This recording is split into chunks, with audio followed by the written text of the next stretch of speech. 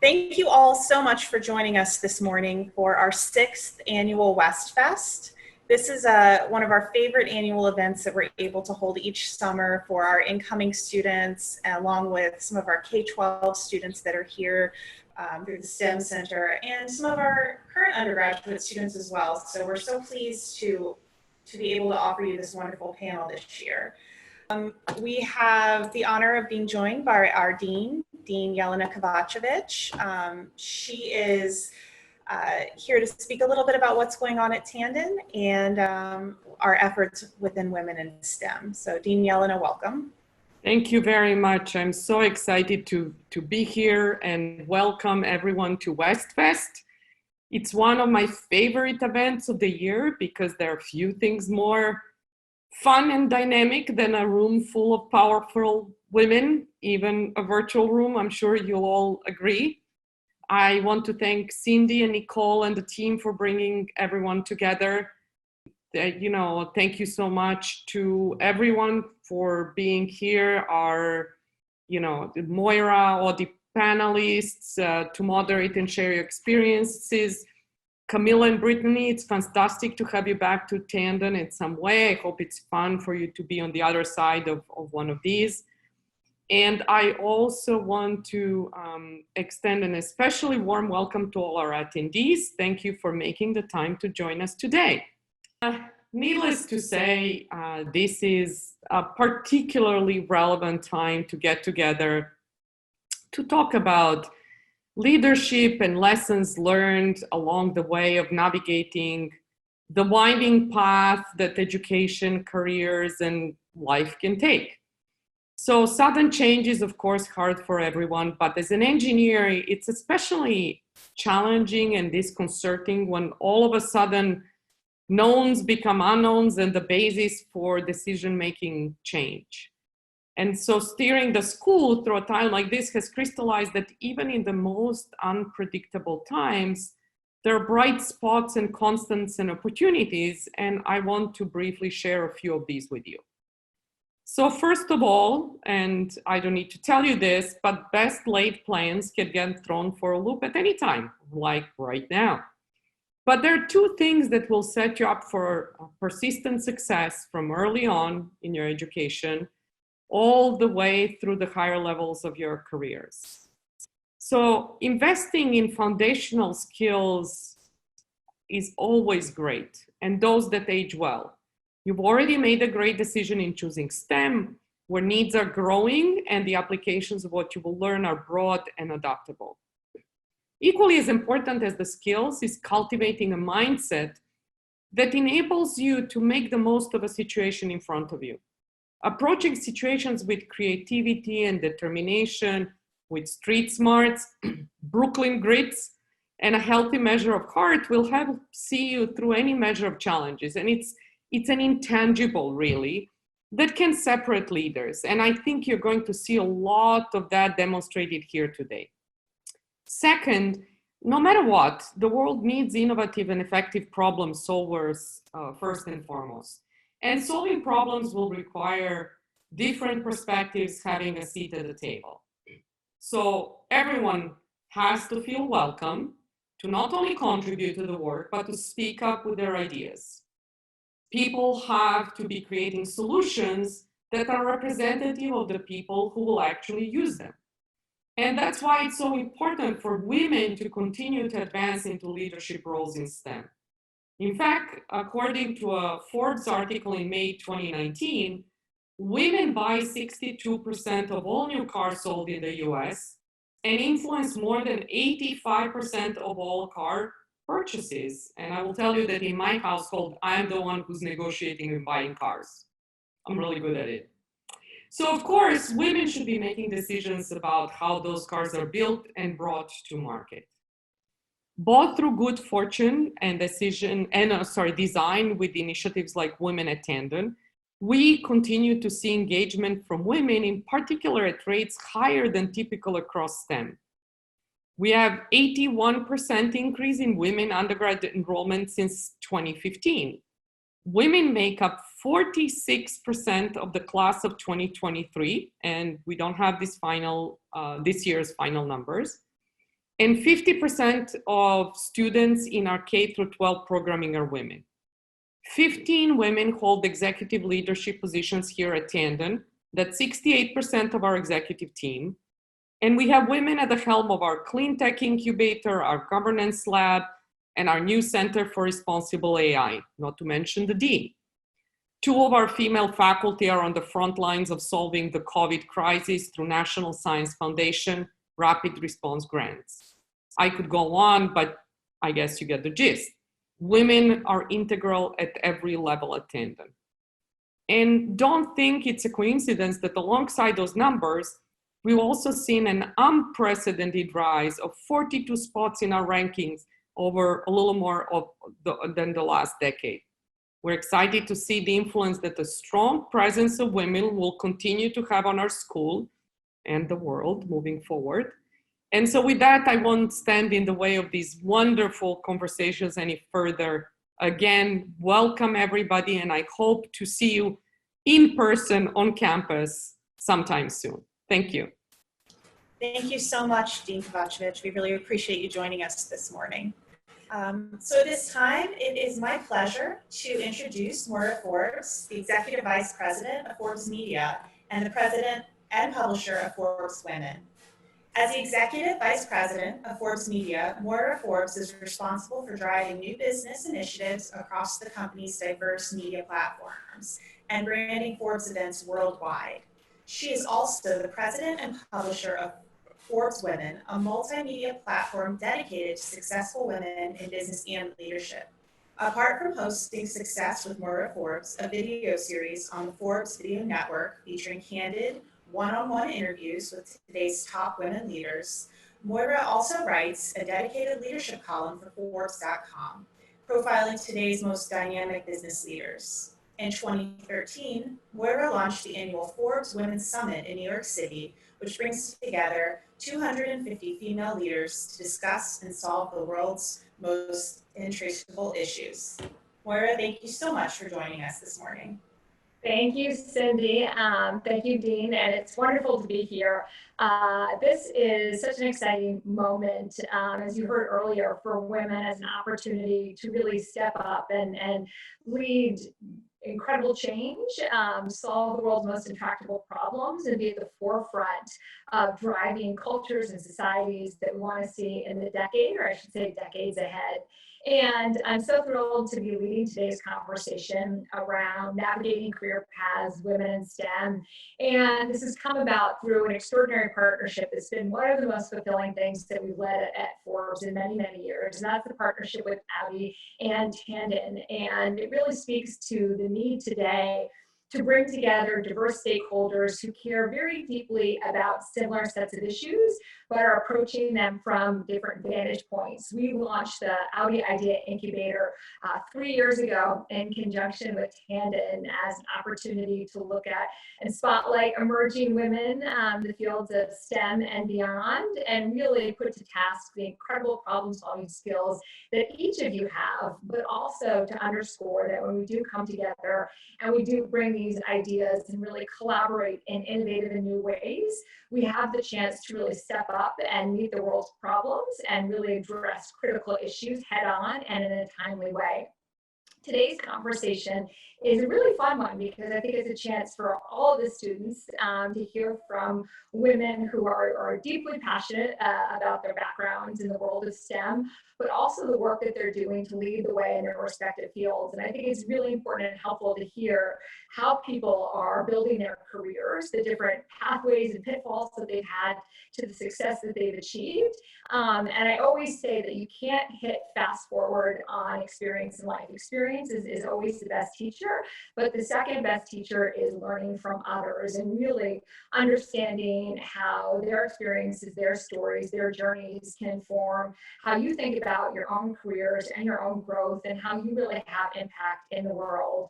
And so again, I just want to thank everyone at Tandon and Audi because it's been so fun for me to have a chance to collaborate in this way. And what a great way to start out the day to hear from extraordinary women. And also I know that there's a chance for you all to ask questions. So at the end, we'll be taking those questions. So I really encourage you, as thoughts come up, ideas come up, just to pop into the Q&A box, and hopefully we'll have a chance to get through as many as those as possible. So with that, I want to introduce our panelists. We have Danielle Meyer, who's the Volume Planning and Competitive Intel Specialist at Audi. Chelsea Shoemaker, the Retail Strategist, Senior Specialist at Audi as well, and Lauren Wehrly, who's the Audi Warranty Manager. We also have the Tandon alum and 2 young women who participated in the Idea Incubator, and it's great to see their faces again. We have Camila Morocho, who's the Global Tech and Operations Analyst at Bank of America, and Brittany Kendrick, Civil Design Engineer for the U.S. Federal Government, Data Research, and also the founder of Hydronomy. So thank you so much, ladies. I want to start off just a chance for each of you to tell a little bit about yourselves, your background, what your day-to-day life is like, for people to understand what the world of careers and the like can look like after the extraordinary experience at Tandon, and what you think would be valuable for this great group of young women to know. So Danielle, I'll start with you. Hi, everybody. Can everyone hear me? Yes? Okay, great. I was getting the warning that my speaker wasn't working, so you can never be sure. Hi, everybody. I'm really happy to be here talking to you guys today.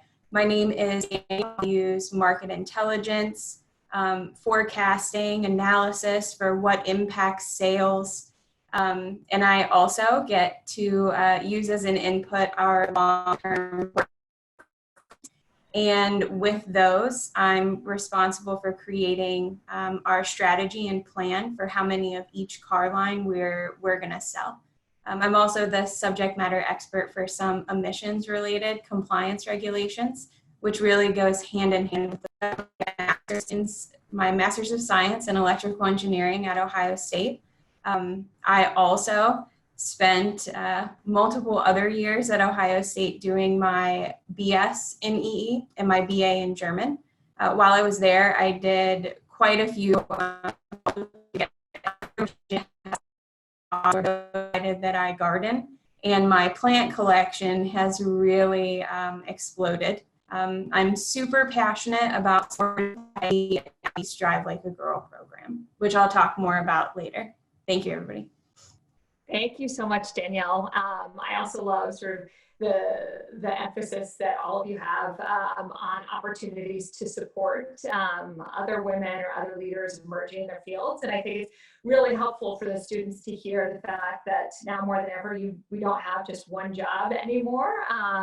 There's a chance for all of us to really pursue our passions and interests outside of our professional lives, but also using our professional experiences to inform how we can have impact in the world in different ways.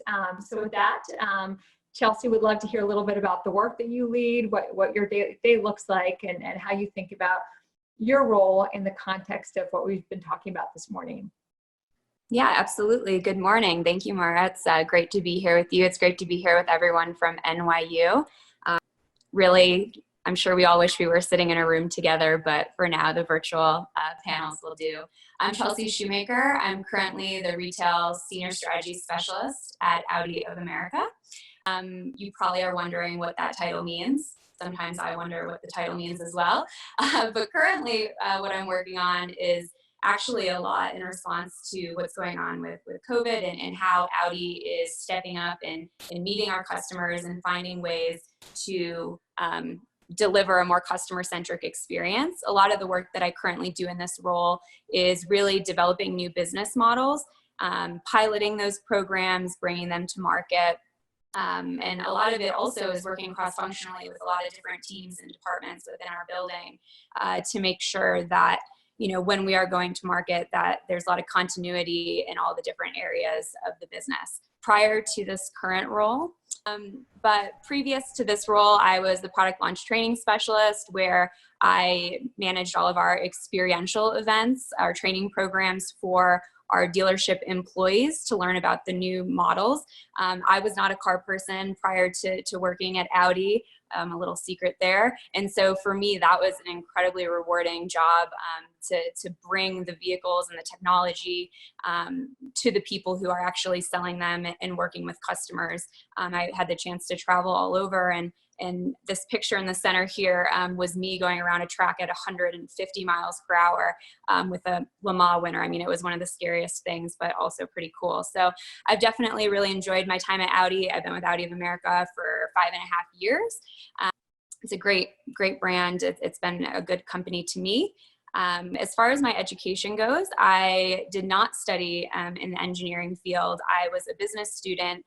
But I did attend Rochester Institute of Technology. And one of the cool things about RIT, and I'm sure similar things at NYU, is the opportunity to work cross-functionally with engineers and designers and business students.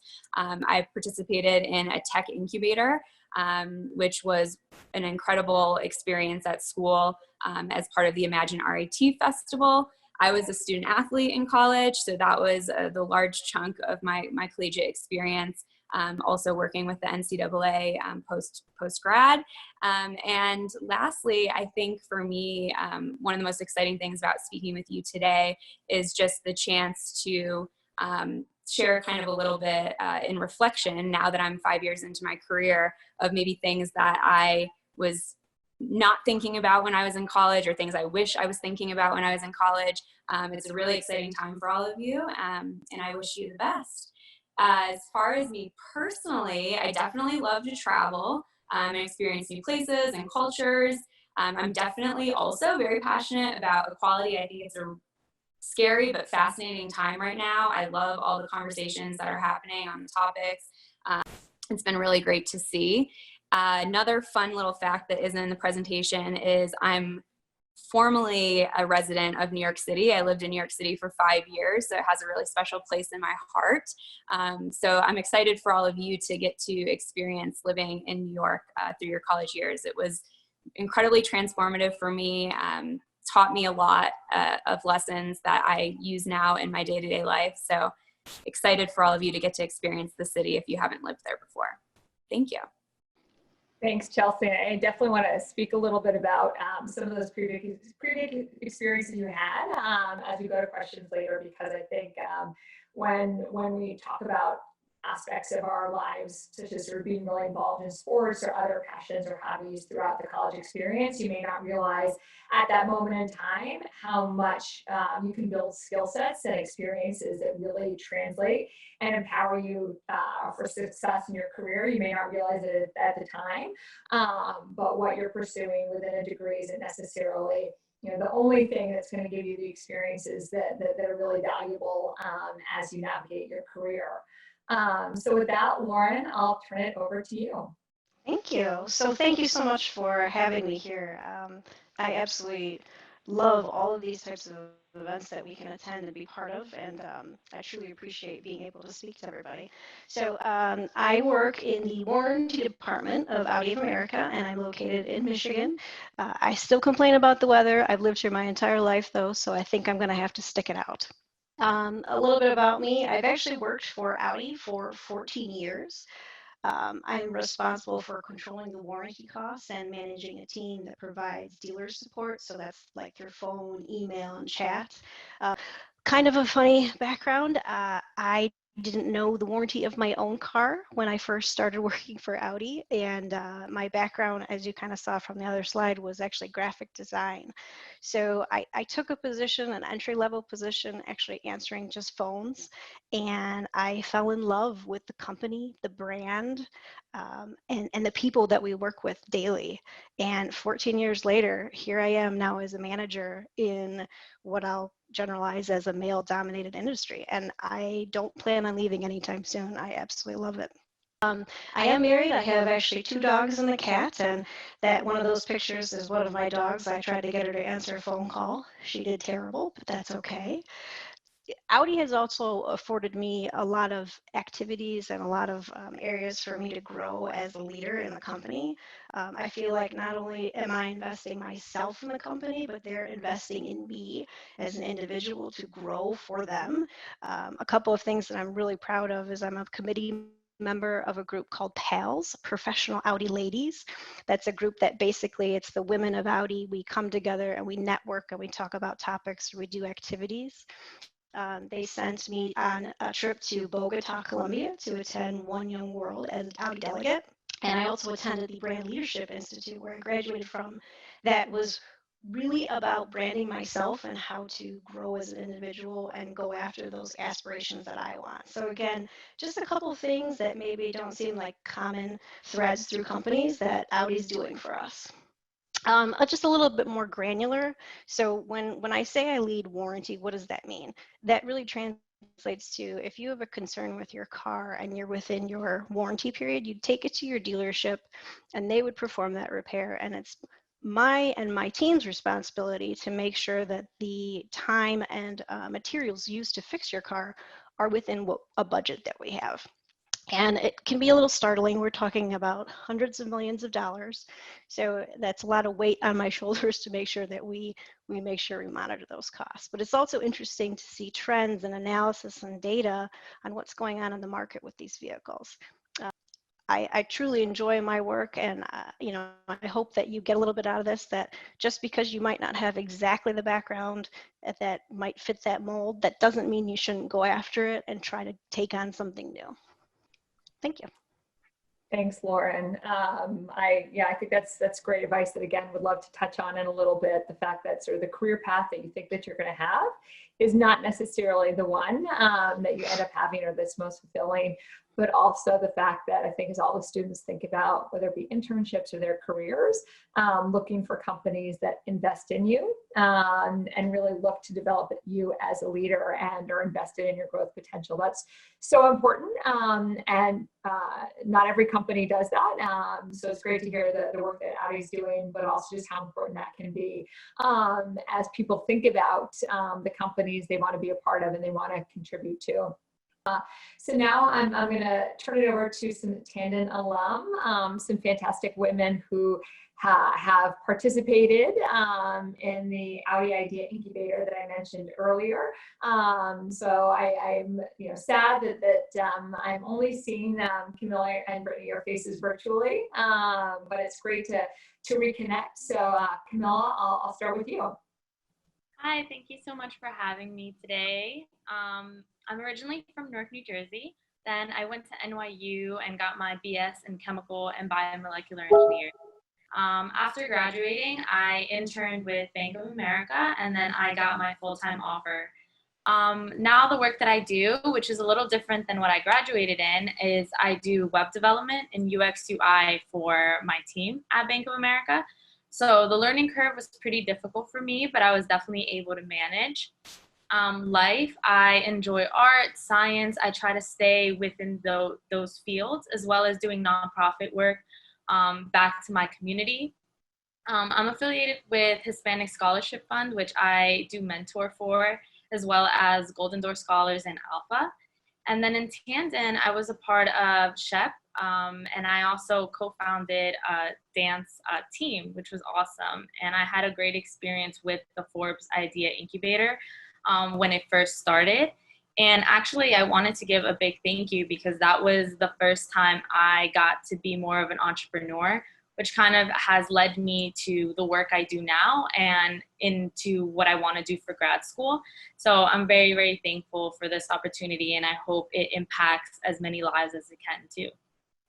Great. Well, thank you for that background, Camila. It was, so fun. As I said, we talked about the Idea Incubator a little bit, but it was a chance to really solve world challenges through a STEM lens. And sometimes when we talk about, what an entrepreneur looks like or what they do, sometimes there's definitely sort of ideas or images we have of what the skill sets an entrepreneur should have, or at least a lot of people I talk to not thinking necessarily that they have or want to be an entrepreneur or have the skill sets at the moment in time. But what's amazing is anybody can be an entrepreneur. If there's a problem that you see needs to be solved, you definitely can be the one to step up and help make that happen. And that's why it was so fun to see all of you really put together extraordinary ideas that definitely no one in the room thought would be coming from a group of women your age, because I think the ideas were so extraordinary and could really solve important problems head on. At that moment in time, and so it was just really, really fun to see you all bring those ideas to life. With that, Brittany, I'll turn it over to you. Hey everybody, thank you so much for having me today. I really appreciate it, and really excited to just hopefully invigorate the base of students as they're getting excited of going into their studies at NYU. So as mentioned, I'm Brittany Kendrick. I am a civil engineer. I did my undergrad in civil engineering at St. Louis University, but I also completed my graduate schooling at NYU in urban systems and engineering management. So a little bit about me. I wear too many hats, okay? So as I mentioned, I work for the federal government for the U.S. Army Corps of Engineers as a civil design engineer in the New York office during the day. It consists of a lot of coordination and collaborative conversations and design work in regards to how do we remediate or oftentimes address flood conditions that may happen due to natural disasters or just preventive actions that we may be looking into for design work and construction. Another hat I wear is I'm also the technical co-founder of an atmospheric water generator company that is entirely powered by solar energy called Hydronomy. I also utilize a lot of my skill set from my experience at NYU and what my graduate studies particularly specialized in with using data analytics to help make decision-making processes. So I also provide like data science research consulting. And as Camila, who we both have, we're both awardees and winners of the first inaugural Forbes Audi Incubator Challenge, we formulated a company called Safer Together. And that was just a great experience of collaborating and coordinating all of our engineering experience, but also our getting exposure in an entrepreneurial realm and whatnot. I love that, Brittany. I love how you say you're wearing so many hats. That's amazing. Oh, goodness. I wanted to give a little bit more related to like how and my experience was in building and coming to who the woman that I am. And so something I was very much involved with in my undergrad experience at SLU was National Society of Black Engineers. And then something that has kind of became more involved in my graduate studies was advancing minorities in engineering, which is more of my graduate school and a mixture of work because we do a lot of recruitment-based opportunities to help advance minorities in engineering, whether it's through the federal government. And oftentimes I just help plug people because I think there's a numerous amount of opportunities that NYU provides for career progression. And whether it's via email or it's just who you know, but nevertheless, I try to help, with the recruitment efforts and career development for students as they're transitioning out of college. Another experience that I am like super grateful for while I was at NYU is the E. Leslie Lab and the Tandon Makerspace. And I understand that like virtual life is what we're living in at this very moment, but nevertheless, please reach out to these different entities of NYU. They are more than welcome and inviting to help robust your any type of interest in entrepreneurship or any type of like incubator think spaces that you would like to just explore. So reach out to those spaces that are made available to students because your tuition pays for it, so you might as well use it, right? Another thing that has been helpful for me during this time of a pandemic and a social uprising is cooking. So we have all this time on our hands, let's learn some skills and you can display and flex all that stuff on Instagram, right? And another experience that I really cherish in my heart while I was living in New York City, I'm temporarily not at this moment, but hopefully I'll be returning in the coming months, was the Bronx Botanical Garden. So I heard they just opened back up for visitors. And so I encourage you all to go explore and get in touch with nature because we got to ground ourselves in a very uncertain time of life. So these are just a couple, just a gallery of things and experiences that I partook while I was at NYU. So obviously the Audi Incubator Challenge. I encourage everyone, whether you find interest in the topic or find interest in entrepreneur or not, I encourage everyone to go and participate, because it really is a great environment to understand, learn, collaborate, and like drive some type of ideation amongst a group of women. It's an experience I can't really tell you. I'm trying my best to explain it, but it's something to experience for every single person, whether you have an interest or not. To the right is a photo of myself and 3 other graduate students that were launching just a pilot test on how to create water from the air with solar panels. And that was the first introduction for me, which has now evolved into a company that we're hopefully launching later on this year formally. The Green Program is another program I recommend a lot of students to explore as well, which is a part fusion of field work and curriculum experience, where I was able to partake in like traveling to Peru for 9 days and exploring and understanding a teaching course, as well as like an external fieldwork study where we were exploring indigenous and sustainable water resource practices, which is also life-changing too. I encourage you to just check it out and see if any of that interests you. And then to the right is just like me flexing. I got an award, and that's like the highest Lieutenant General of the U.S. Army Corps of Engineers. So I was like, oh, I should take a picture with him. My mom would be proud. So nevertheless, but I hope you guys are excited for what's coming this fall. Well, thanks, Brittany. Again, you definitely, everyone on this panel is wearing so many different hats, and you know, not just sort of one job. It's like these multi-hyphenate careers, which is amazing. And I love, you know, that you talked about bringing these different passions to life, taking sort of this really challenging moment in time, and rethinking how we use that time to develop passions, or to be able to you know, use our desire to have impact around really important issues that are timely and relevant, and use this moment as and see some of the silver linings that it can bring in terms of how we can continue to have impact. I want to sort of now talk a little bit about career progression and the ways in which you all have fueled your growth as leaders. You know, Brittany and Camila, I loved you talking about the Audi Idea Incubator as a really formative experience, and we'll touch on that in a second, because I would love as many people who are watching today to be a part of it. It's just also really fun, but extraordinary ideas came out of it, but also I think offered some growth experiences, which I want to touch on. We think we have to follow a linear career path, or the job that we start with is the one that's going to determine our future and the like, or that the skill sets that we have may not always translate to certain industries.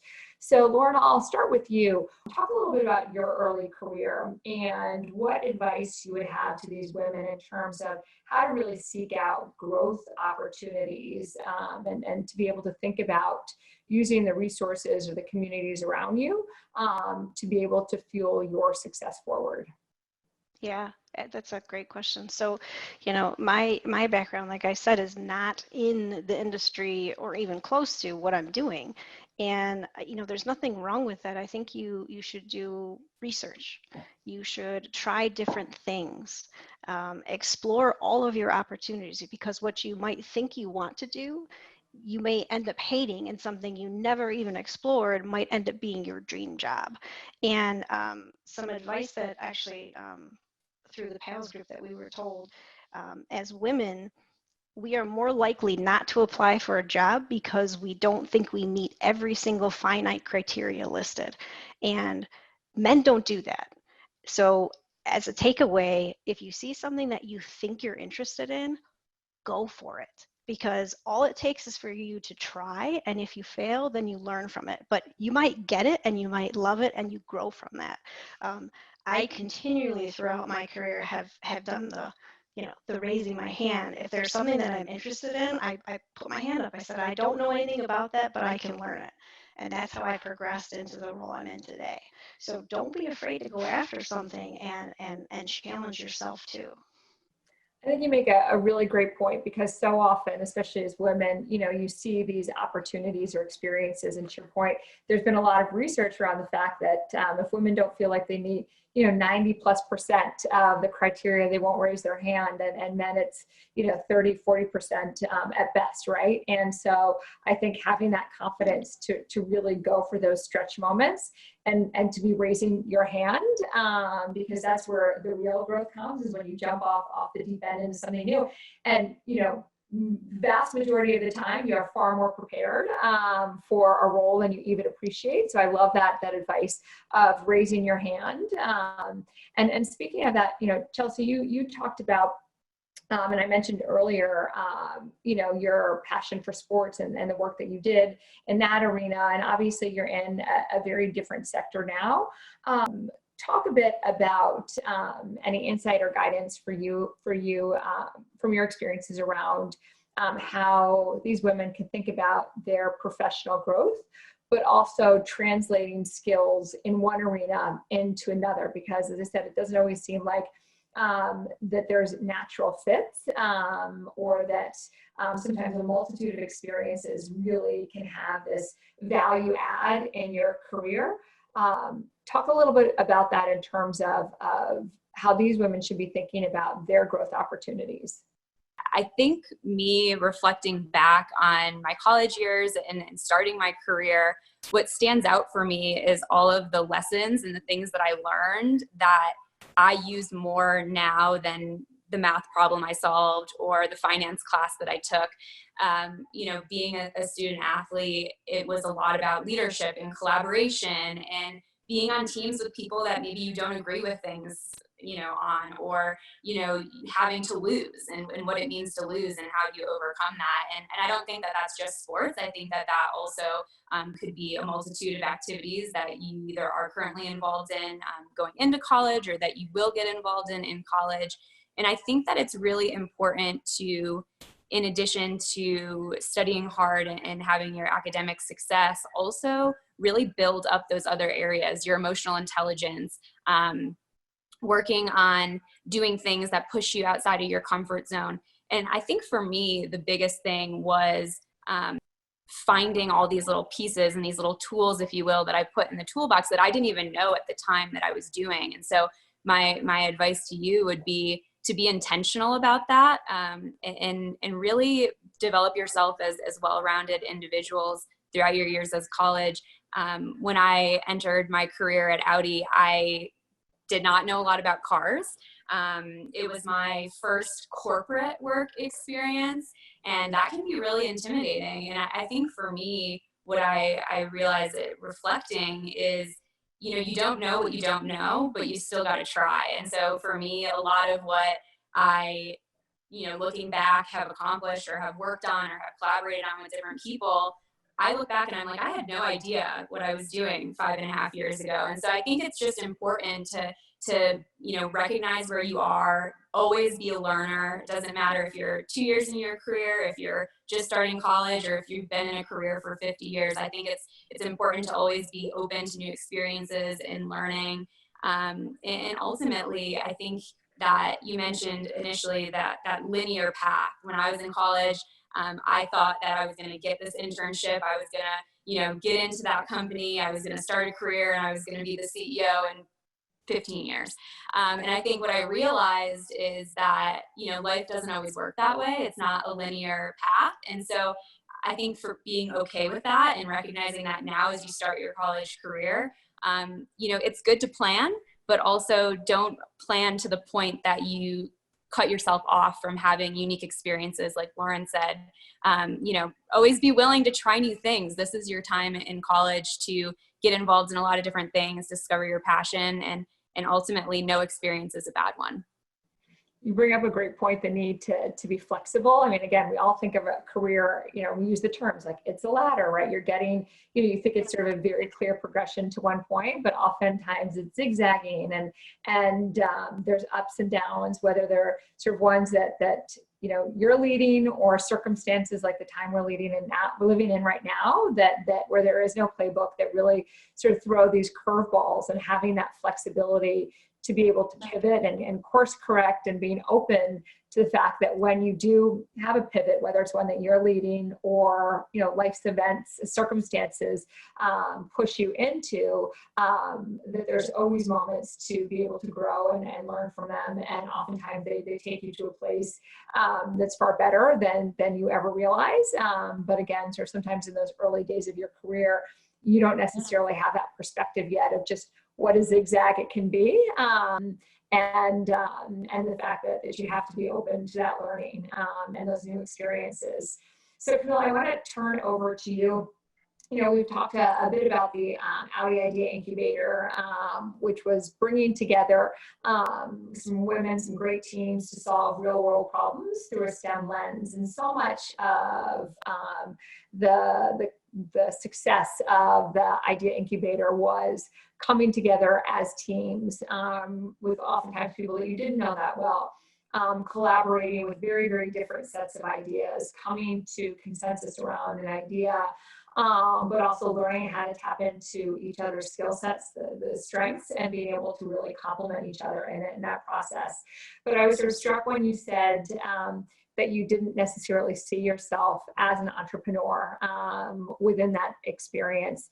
Talk a little bit about what you learned from that challenge and how people can think about it and the other experiences that you've had early in your career as they think about their own growth and potentially thinking much bigger around what they can do than they may initially have thought.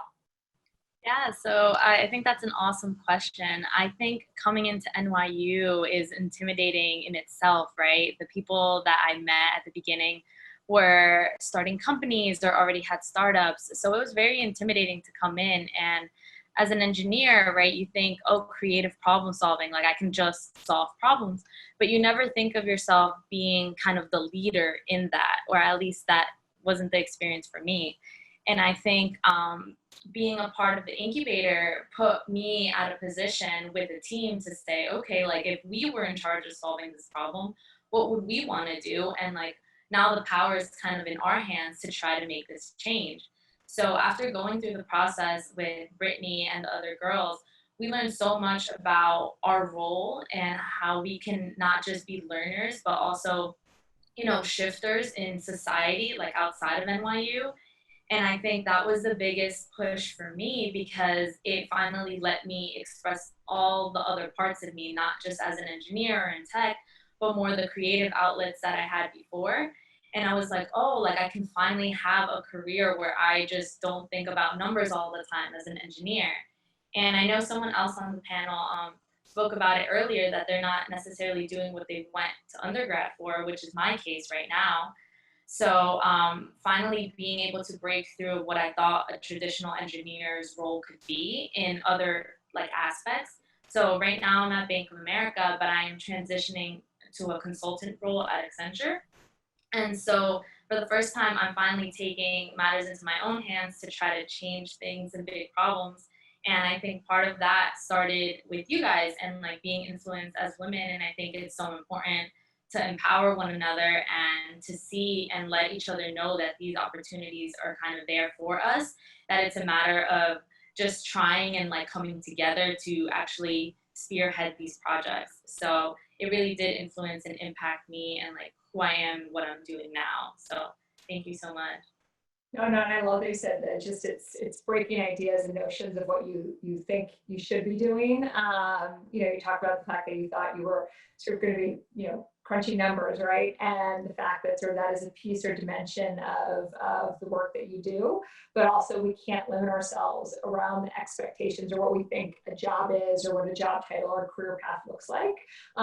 Especially now, I think, you know, now more than ever, it's so important to have this diversity of skill sets because industries keep changing, innovations keep happening, and no longer are people in one job or one career, you know, for decades. And so the more that you can build up those skill sets in different ways and empower yourself, like you talked about, to really take the career in your own hands and to build out the career that you want is so important. All of you have talked about the fact that, you know, that you look to a lot of different resources to be able to fuel your success. You know, Chelsea, I love you talked about the toolkit that you build and the intentionality around it. I want to shift gears to some of the ways in which you tap into or support other groups or communities of women, and how, you know, this audience should be thinking about tapping into the great minds and experiences of people in their immediate circles, but also thinking in, you know, much bigger than that. Danielle, I'll turn to you. Talk a little bit about the experiences that you had with other organizations, or the ways in which you brought people together, or you know, organizations or communities that you've been a part of that have been helpful in terms of you navigating your career, but also the ways in which you can support other women in doing so. All right. Is this better this time? I was informed that I was breaking in and out last time, and I just saw all your guys' chats. I really apologize for that. If you have any questions, because you couldn't hear what I was saying, just put them in the Q&A, and I'm more than happy to answer any questions. This, I think, is one of the most important questions for us as humans. Obviously, personal success is very important, and it's what we all tend to really focus on. But what I've learned so far in what is a relatively short time in my professional career is the ability to help others. Not only focus on making sure that you're using your voice, but that everyone else is being allowed to use theirs. It develops you personally, but it also just overall makes your school, your classroom, your company, it makes everything better. At Audi, I pair with STEM for Her to put on our annual Drive Like a Girl program. In that program, I take Audi mentors, fantastic co-employees like Chelsea, and for about 2 months, they go and work with some high school girls in the local area on a automotive-focused project. And every time Moira, I've heard you mention, I haven't been to the Idea Incubator, but you've mentioned how fantastic their ideas were. The same thing happens with the Drive Like a Girl program, and that's why it's so important to raise the voices of others. People who maybe don't have that self-confidence yet, people who maybe haven't had that realization that what makes you different is actually what gives you the most power. Your differences shaped your experiences. I don't have those. No one else on the panel has your experiences, so no one else is going to innovate the way that you can. If we really want to drive the world forward, we need to make sure that anyone who wants a seat at the table gets one. And it's not just they're there. They can sit there, but we won't listen. They're there and they talk and we listen. And we take action on things. As I was in college, I was part of the Women in Engineering program at Ohio State. I'm not sure if Tandon has their own chapter of Women in Engineering. If they do, please join it, because, you know, being a woman in STEM or engineering is sometimes challenging. I was once a part of a lab, and I have we can discuss that later when we're talking about barriers. You need that support system, and that's the most important part. Without that. So I think, did anyone else, I think you might have cut out again. Danielle, just toward the end of where you were talking about, I feel like, yeah, these tech challenges are the world that we're living in, between like the technology and my 2 kids who may make a cameo appearance. Like, this is, yeah, it is always, you know, always a process. And yeah, so definitely if anyone can't hear at any time or things are cutting in, let us know, because it's going to be inevitable. And I'm sorry, I apologize in advance if you see 2 little boys, you know, poking their heads up behind me. But Danielle, I love that you talk about that we need to support each other, but the fact that what makes us different is our superpower. Like, that is our greatest strength. And that's something that it's so interesting that said that, because that's something that, like, you know, I feel so fortunate I had the chance to interview some of the world's most powerful women, and time again, they talk about that, the fact that, you know, rather than looking at someone who's really successful and saying, you know, this is what I don't have, right? I'm not this and this and this. Flip it on what you do have and really lean into and harness those strengths, because that's where your power lies. But that's also when you can then really best support and empower other people to achieve their greatest potential. You know, Brittany, in that vein, I want to turn to you. You know, you talk so much about the different organizations that you're a part of, that you're actively contributing to, how you're thinking about what are communities that are underrepresented or overlooked within certain industries and arenas, and how you really convene those voices, but also begin to change the dynamics of that underrepresentation. Talk a bit about some of the organizations that you're part of and your experiences, and how others should think about tapping into those resources, or also understanding, you know, the power and potential they have to be a greater agent of change than they may have realized. Yeah, I think it's a loaded question, but it kind of just piggybacks off of this ongoing conversation and the theme of recognizing that, like, our differences are not deficient; they are, like, valuable perspective, right? And I think what was really challenging during my time in undergrad, I was the only Black woman, the second Black woman to graduate from the undergraduate program at St. Louis University, and that was hard in itself when you're in a room full of white males, majority white males, and I also am a first generation student, and I did not have uncles, dads, cousins, brothers, sisters that were previously engineers who knew the roadmap, who knew how difficult Calculus 3 is, who knew that, like, differential equations is not your girl's thing. Like, I really didn't have any form of training wheels, but I think it really speaks to just the posture, the mental posture that you have to, as people of color, have to take on, and also, like, affirm ourselves first and foremost about, is that we are capable, we are worthy, and we are enough.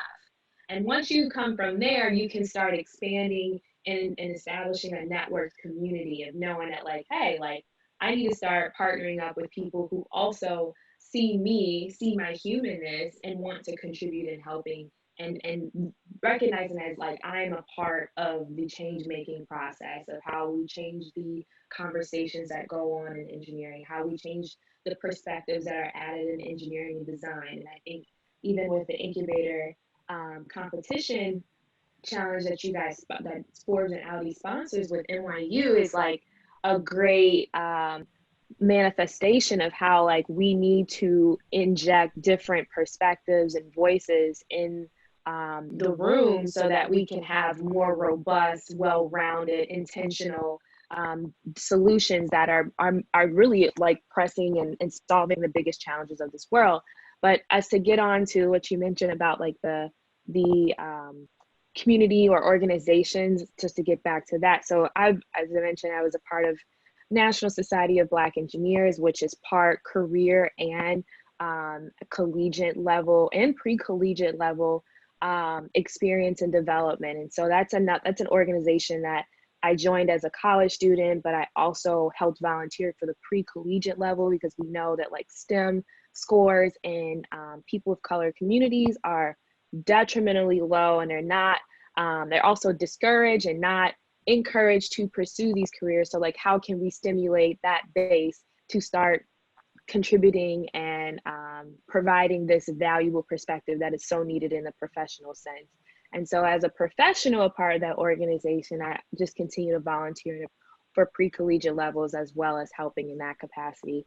Another thing that I would just also recommend for students to partake in is induce themselves in organizations or any type of conferences that you may or may not have interest in.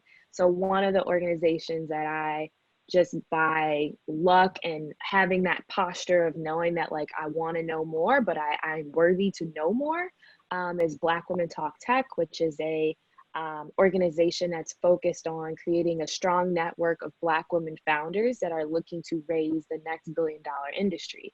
And so through that experience, at the time I was just in my graduate studies, and I was like, I'm not a founder. I don't know what I'm doing. Why? What I mean, but the way you finesse it is you ask to volunteer for their conference. So that's something that I shot an email to one of the founders or one of the organizers of the conference event, was like, hey, I'm really interested. I kind of got involved with like Safer Together through the incubator, got some exposure with entrepreneurial and building your own company.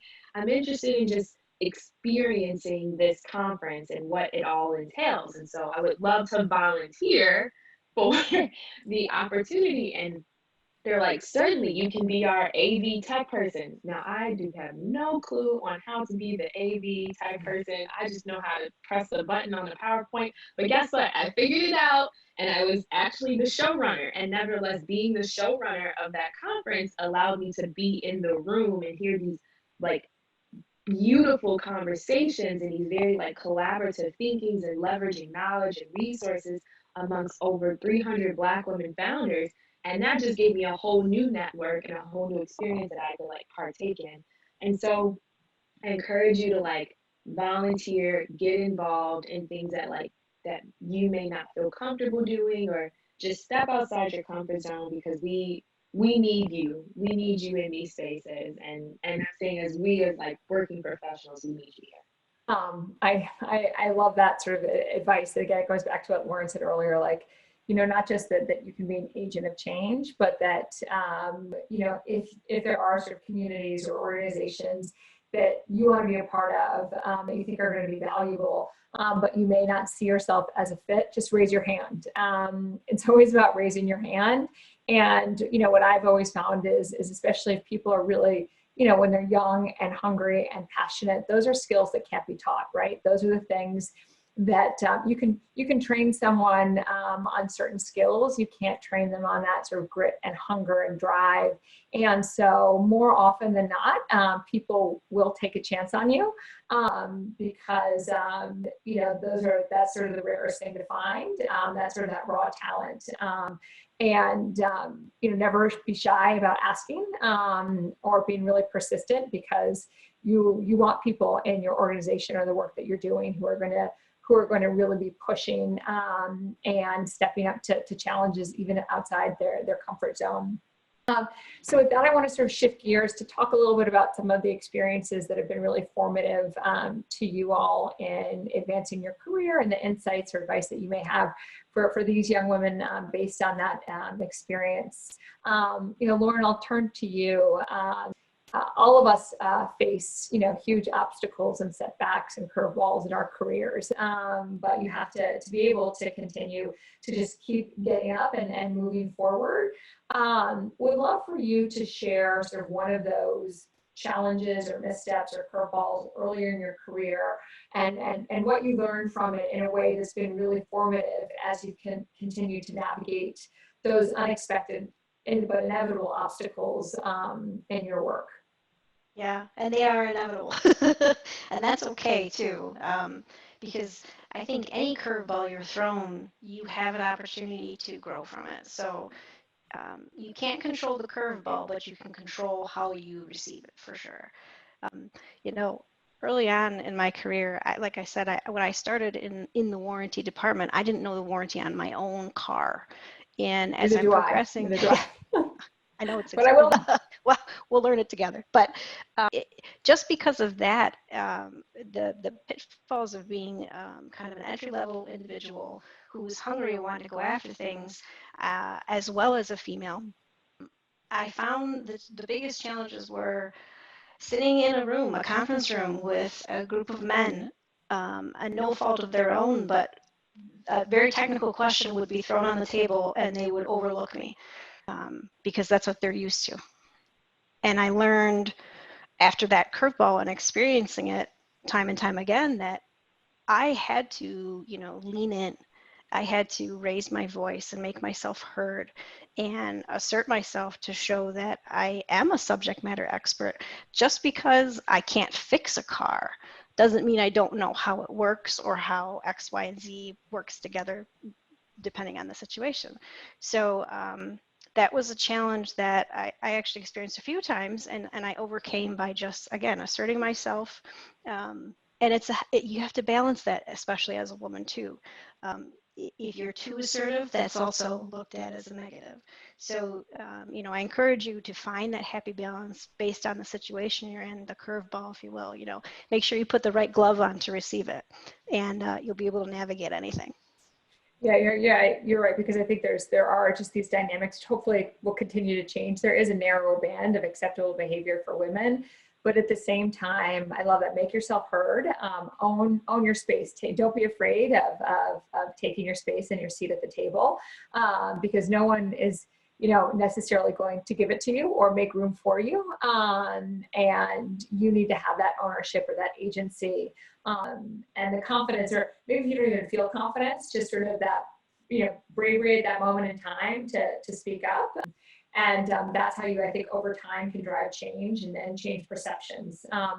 Chelsea, I'll ask you sort of talk a little bit about an obstacle earlier in your career that you had to overcome, and how it shaped how you think about things moving forward. And I would just sort of remind everybody, there's an opportunity in a little while to ask questions of these amazing women, and I'm sure there's chances to get in touch with them after this panel as well, but definitely feel free to jump into the Q&A box at the bottom of your screen and share any questions. But Chelsea, talk a little bit about a formative experience for you in those earlier days. Yeah, absolutely. I'll talk about two. I think Lauren mentioned there's that almost elephant in the room, if you will.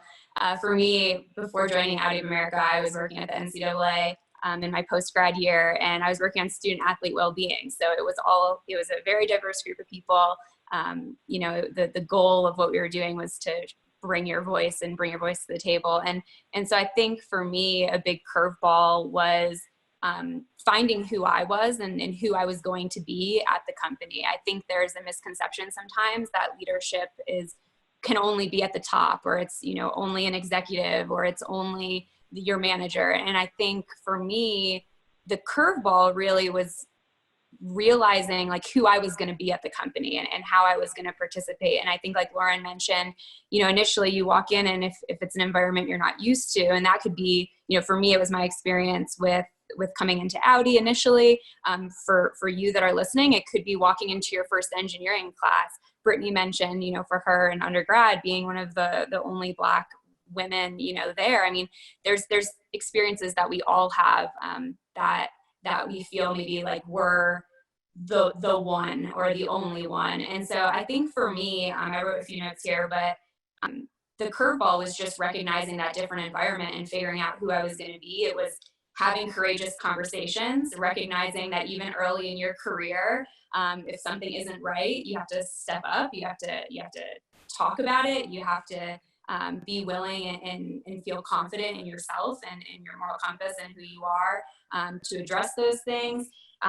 Also, like being inclusive and creating community. Danielle mentioned the importance, personal success is great, but really it's about the team and getting it done together. And so, I think those two things specifically were important for me coming into my career, to basically say, okay, wow, this environment, yes, very male dominated, automotive. I don't have a lot of automotive experience. What can I bring to the table? Who am I as a person?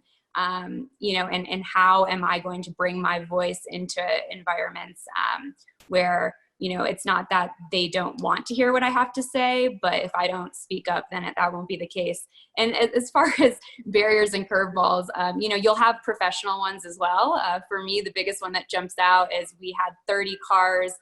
Back when I was doing launch training events, we had 30 cars in the middle of the Atlantic Ocean.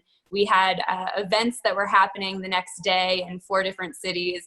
And let's just say the cars weren't going to make it there. And so I think it's important, you talk a lot about the curveballs you face personally, but you'll face them professionally as well. And I think, ultimately the best way to come out those experiences is to be honest, to step back and to reflect, and to, use the tools that you have and that you've developed to make smart decisions and really lean on the people around you. So I think, for me, I've had both personal curveballs and professional ones in my career. And I think as you start college, you'll experience those as well. Don't shy away from them, lean into them, and that's what's going to help you grow. Yeah, you have to lean into those experiences, as painful as they are at the time.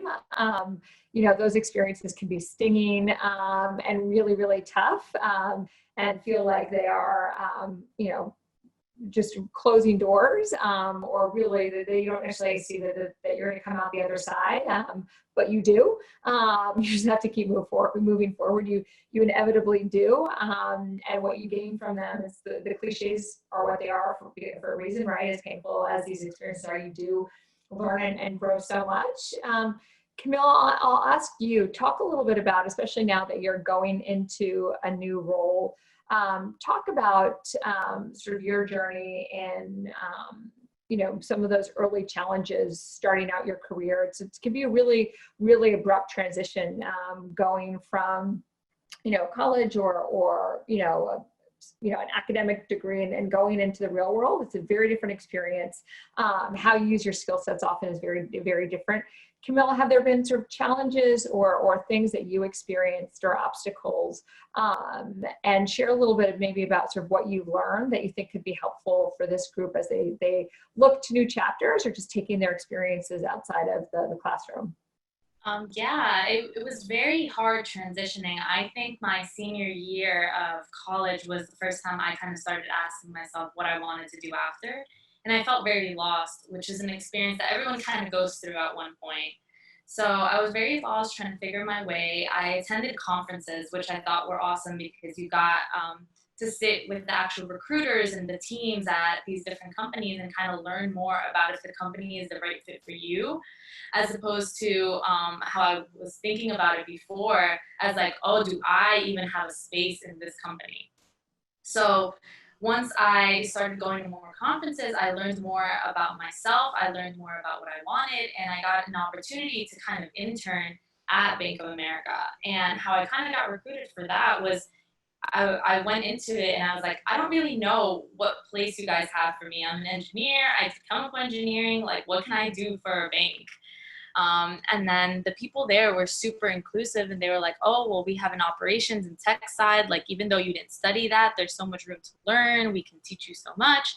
And I was like, okay, wow, like I'll take a chance on it. And I think that's the most important part about this transition phase, taking a chance on yourself and taking a chance on what you can learn from each experience that you're exposed to, because you can always kind of market yourself and market your talents across different disciplines. And that's the most important part that I learned there. And then after my internship, I was like, okay, wow, like I learned so much about what else the bank could do, about this whole new profession for me. I got to dress up in a suit, which I thought was really cool. So then after, I decided to take a chance and I got hired back for full time. And I said, okay, I'll give myself a year until I like settle into this role, learn more about what I like to do. And then I explored like this business aspect, and I started piecing other parts of myself together, right? Like I realized that I loved engineering. I realized I loved the arts, but I also liked being an entrepreneur. And so when I finally had this discovery phase, I was like, okay, well, now that I know that I like these things, let me find the job or a career path that kind of helps me get there. And then that's when I started applying for more jobs. And also I applied to grad schools too. So I think finally having an idea of what you want after soul searching for a little bit is what's much needed in this time where we feel lost and confused and kind of want ideas for what to do next. And that transition period was really more like self-discovery. I love that, sort of taking a chance on yourself, but then giving yourself permission to have a discovery period. And for some people, it's earlier in their career. Some people, it's a little bit later. I just feel like sometimes we all feel the pressure, like we need to figure it out. We need to have the answers. But sometimes when you actually give yourself permission to just figure it out or not put that pressure on yourself, you have that chance to then think about, what is it that I really want? I love you said, sort of putting the pieces together. The skill sets are what really interests you. And often that comes with time, right? That just comes with trying new things. But to really, I think, be successful in your career, you have to align, you know, your experiences with opportunity. And sometimes that doesn't happen overnight. But the world we're living in, you feel that pressure, like, I've got to have this job, I've got to get to this mark, I've got to, you know, get to this by this age. And for better or for worse, our life doesn't look or work like that. So that breathing room is really important. Danielle, I'll ask you, you know, you talked about the importance of earlier about making yourself heard, and that's so important as you navigate careers and professional life, making yourself heard, raising your hand for opportunities. Was there ever a time that, you know, you did put yourself out there and it didn't work out, or you faced an obstacle, and what you learned from it in that growth moment? I think you're still on mute, maybe. Okay, is it better now? We can hear you. Sweet. I'm really just having like all of the audio issues today. The phone helped, but then it decided to hang up for some reason. So fingers crossed that third time's the charm on this one. I think, you know, my immediate answer is, of course, that has happened. You know, I had a very odd time in school. When I first started, I was majoring in biochemistry. Then I decided I didn't want to do that. So I took a little detour into poli-sci for a little bit, as like switched my whole major. Then I finally made my way to electrical engineering. You know, I was lucky enough to have a research advisor through my undergraduate and graduate time who really encouraged me to try a lot of things. But I remember having, you know, devoted months to research, not sleeping, really like focused on the goal, which is one of the skills that is most important in your STEM degree. Not so much like, do you understand how electrons move, but your ability to tackle a problem and really like get through to the end until you solve it. But spending all this time and writing a paper and submitting it and it being rejected, all of that time that you've invested in this. And, you know, at that point, while I was like still in undergrad, it like broke my heart. I took it personally, and I really started to question, well, I tried 5 other majors. Obviously, this one's not right either. Maybe I need to like find something else. And my research advisor, an incredibly intelligent woman who first did her undergraduate degrees in a university in China, then went to MIT, and then came to teach at Ohio State. My first real mentor. I didn't realize she was a mentor at that time, but now you meet people where you think back and you're like, without her, my life wouldn't be what it is. Sat me down to really kind of, one, shake me a little bit and be like, this is not the end of the world. This is what happens when we grow. Sometimes we're just not ready. And sometimes it's not that the paper was bad. It's that you got a reviewer who just didn't like it. And I think, you know, no one's perfect all the time. We are never going to be in the perfect situation at every point in our lives. But those experiences that kind of pull you down a little bit are actually the ones that you learn the most from. Without that happening to me, I don't think that I would have improved my technical writing. I wouldn't have been able to switch my mindset from the researcher to the reader. Everything that you experience is going to make you so much stronger of a person. So that really, a really hard lesson early in my career, but definitely one of the most impactful ones. Yeah, the most impactful ones are often the ones that feel most crushing at the time. And you just always have to remember that those experiences don't define you, right? A failure or misstep define maybe a moment or you're defining them as a failure or misstep, and actually they're the opposite when you have that distance to look back and reflect on it. But I think just becoming comfortable with the fact that failures are not final, right? They're not ending, they're not career ending, but that they're inevitable. And sometimes when you just sort of realize that you're going to have them, it's just learning to maybe not take them quite so personally, or just trying to find how you use them to fuel your success moving forward. Before we go to some of the questions from the group, and again, I encourage all of you to weigh in with your questions. Brittany, I'll ask you, you've been involved in so many different, ventures, whether it be founding a company, the work that you're doing now, the organizations that you're a part of. Any advice you would have in terms of navigating those experiences, particularly when, they haven't gone according to plan, or you haven't, I think, everyone here is very ambitious and goals driven. And I always say sort of your greatest strength can be your greatest weakness sometimes, because when you have such goals, it can be so devastating when you don't reach them. Talk maybe about, or share an experience that you've had in terms of things not working out the way that you planned, and how that's informed or fueled, the very diverse sets of organizations and work that you're doing now. Yeah, I'm actually going through in the midst of this very skewed plan at the very moment.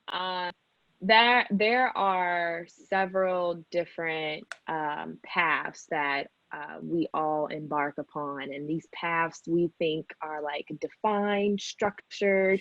They have very methodical 1, 2, 3 steps, and like, this is what we have to do, this is what we have to accomplish, this is what will get us after we've input this one thing into our life. And like, it really don't work like that, unfortunately. But that doesn't mean that like we're not worthy of all the things our heart desires. And so I find that right now I'm in the midst of a storm where I thought I was going to be able to transition into being a full-time entrepreneur. I thought I would have purchased a home by now. I'm 6 years into my career, and I'm like, oh, I got my graduate degree. I was supposed to take my PE exam in April, but COVID came in and was like, girl, no. And so I think, and I really feel for the students that are going in this fall, is like, what does this mean in a time of great uncertainty, and like, what does life look like? And we all set out the beginning of this year, I would even say New Year's Eve 2020, the year of vision, and then it's like, oh, this is definitely nothing like the vision I had, right? But I think whenever we are skewed from the plans or the frameworks or the ideas that we had envisioned for ourselves, we have to go back to understanding, what are we grateful for at this very moment? What do we have? Not what we don't have, but what do we have? And then how can we leverage what we do have for the greater good for others? Not for ourselves, but for others. And so I think it's important that like these conversations that are about intersectionality and how we are bringing our full selves as women to work, and even the intersectionality of the conversations of why do Black Lives Matter? Like, these are all type of things that not only apply or segment themselves in just like social realms, it also matters in how we bring ourselves to the classroom, how we bring ourselves to our workplace, how we bring ourselves to our friend groups, how do we diversify the perspectives that we have amongst our friend groups, how do we become engaged in activism and being a voting citizen, like all these, there are several different things of adulting.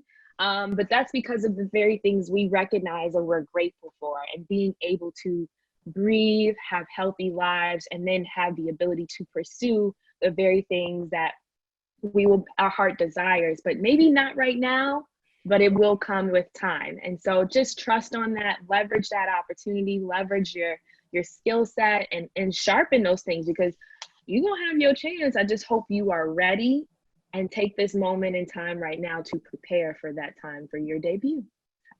I love that. I love that. That sort of that your dreams are possible, and they can be realized. It just maybe not at this moment in time. And again, take that pressure off yourself. That sort of these check marks that you have for yourself, or benchmarks at a certain moment in time, you may not hit them for whatever reason, but it doesn't mean they're possible. It also doesn't mean they're going to happen all at once, right? I mean, like life throws. You don't want them to happen all at once. Yeah, then stressed. Yeah, stressed, and then it's like, you know, and then what's next? But I think, you know, all of you talk about that need for flexibility. And that need to just be open to the fact that like plans don't work out the way that you thought. But how do you then sort of give yourself a chance to just like have that moment of like, you know, like being really upset. I had someone give me great advice to like let yourself like cry for 24 hours and then, you know, put a timer on your phone, like let yourself, like it is okay to be crushed. But just like let it be, you know, a moment in time and then figure out what you're going to do about it. And I love that sort of, you know, use this moment in time to at least then, you know, sharpen the skills to help you get to your goals. And life also throws curveballs where your goals change too. So with that, I want to take it to one of the questions as we begin to wrap up from the audience. This is from Sophia, who said an issue that we often have as engineers is we get rejected from positions in industries like consulting and finance because of maybe the more technical experiences. How do you recommend that we market our engineering education experiences across industries and not directly related to that? And I think each of you sort of have touched on that a bit in terms of the fact that, you know, all of you have translated your skill sets in very different ways, but earlier in your career, and especially for that first job, right, people are looking to put you in buckets. You know, and you put yourself in a bucket. Does anyone want to weigh in and give their advice on how to navigate that? I can definitely say something about it since I had to do that. I think the most important thing to do is to show the recruiter what else you have to offer, right? I think we don't have any other experience other than other internships that we may have done, but whether it's like you were part of a club or an organization on campus, or even activities that you're interested in that you take on as hobbies, I think those are also so important and that we don't highlight in our resume, like you can't tell immediately. But when you have an interview, I think those are the most important parts of yourself to kind of bring to the table. And it's kind of bringing back the humanistic part of who we are and also as women. And I think most companies are leaning more technical, especially in banks and in firms. A lot of the need is not necessary for technical roles, but more technical knowledge. So even if you want to do more business-like work, as long as you have that technical view or lens, I think that's an awesome point that you can also bring to the job that you're doing. So it's always about how you kind of communicate and advocate for yourself in those areas and use them as superpowers. I also just real quick would like to chime in on that. Even though I work for a car company, we're really an importer of cars. So to be honest, I do nothing related to engineering in the most classical. I studied power systems and power system optimization. I'm not doing anything like that. What I would challenge all of you who are majoring in STEM to really think about is not just the technical knowledge that you get as a chemical or electrical engineer, it's the thought process that you learn. You learn how to critically think. You learn how to take a problem that has everyone else scratching their head and be like, well, wait a minute, there's a solution for this, and I think maybe we should do X, and then we'll get closer to the answer. Not every major learns how to think like that. This is the really high value thing that your degree is giving you. When someone sees your degree, they have an opinion about your skill level. And that opinion, 99% of the time, is going to be a fantastic opinion, because majoring in these things says something about you. It says something about how dedicated you have to be in school to do this stuff. I would, if you want a career in something that's not directly engineering related, or it's a little outside the box, I would really encourage you to frame your experiences through not the lens of, I did this technical A and then technical B. Frame it around the process, the challenges that you hit while you were like striving towards this goal. You're going to be in classes that challenge you to think in ways that most people like 30 years into their career don't think. Focus on those things, and I think a lot more doors will open for you than would just open if you were applying for an engineering job, if that's what you want to do. Might I add, because I also struggle with this very thing too, of being a very technical person, but not having the non-technical vocabulary, right? And so I think I've been learning this myself as I'm speaking right now, but like certain things like that I might highlight in my resume as saying technical, I might say detail oriented. And rather than saying like innovative, I might say cost savings. So just plain, it's really be more meticulous about the word choice you use when you're speaking to an audience that may be maybe looking for something that's more non-technical than technical. But I think Danielle hit it right on the head. Like, it's speak more about the process, but be particular about your wording of that process. Don't be too techie jargon kind of thing. So with that, I think we're running, we're coming up at the close of the session. Before I hand it back to Cynthia, I just want to thank all of you guys. I took some notes that I loved in terms of, fueling your career growth. Raise your hand, be intentional, build your toolkit, always be a learner and open to new experiences. So many of you touched about the need to create inclusive and dynamic communities around you to either support or be a part of. Build communities you can support and that can support you. Raise the voices of others. You need a support system to do what you want to do in life. And if anything, 2020 has taught us, Brittany said, like 20, we all started like start of a new decade. And it's like, whoa, start of a new decade that I did not expect. And so that support system is so important now. But I also love how each of you touched on the need to be confident in yourself. And even when you don't quite fully feel confident, to have that bravery to make yourself heard, have courageous conversations, raise your hand and take a chance on yourself. And also the fact that you do have so many more of the skill sets and experiences that you realize. It's just a matter of you feeling confident in bringing that to life, or understanding how you translate that to someone else, depending on what they're looking for, whether it be career or somewhere else. You are enough, and you do have the opportunity to have incredible dreams, but you need to be intentional and thoughtful and flexible about what that may look like. So with that, thank you to all the panelists. This was really, really fantastic. I loved what each of you shared. And with that, Cindy, I'll turn it back to you. Thank you so much. Just to echo this, we really appreciate all of the panelists participating today. Your perspectives are insightful and creative and exciting as well. So we really thank you for your time. And Moira, thank you so much for moderating today's excellent panel. On behalf of everyone at Tandon, to our incoming freshmen, we are thrilled that you're going to be joining this community. These incredible women are just one small taste of what happens when you're a student at NYU Tandon School of Engineering. So we hope that you are as excited as we are to get this fall semester started remotely, in person, however things shake out. We're excited to get going with you all. So again, we just want to thank you so much to our panelists, to our attendees. Thank you all for joining us today for WestFest 2020.